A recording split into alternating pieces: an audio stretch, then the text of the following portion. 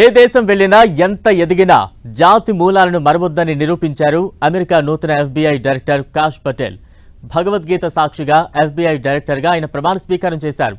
భగవద్గీతపై ప్రమాణం చేసి బాధ్యతలు చేపట్టారు. అమెరికా వైట్ హౌస్లో జరిగిన కార్యక్రమంలో అటార్నీ జనరల్ పామ్ బౌండీ ప్రమాణ స్వీకారం చేయించారు.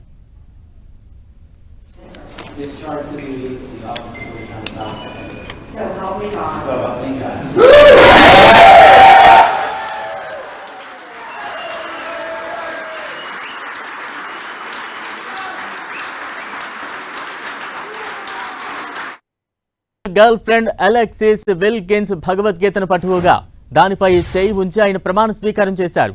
బాధ్యతలు చేపట్టగానే ఎఫ్బీఐ డైరెక్టర్గా ఆయన కీలక నిర్ణయం తీసుకున్నారు. సంస్థ ప్రధాన కార్యాలయంలో 1000 మంది ఉద్యోగులను దేశవ్యాప్తంగా పలు ప్రాంతాలకు ఫీల్డ్ ఆఫీసులకు బదిలీ చేశారు. అమెరికా అధ్యక్షుడిగా బాధ్యతలు చేపట్టిన ట్రంప్ తన పాలక వర్గంలో పలువురు భారత సంతతి వ్యక్తులకు చోటు కల్పిస్తున్నారు.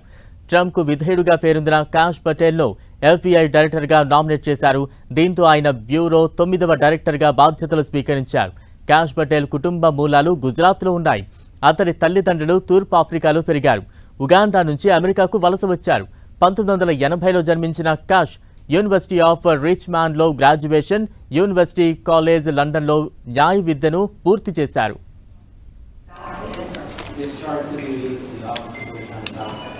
So help me God.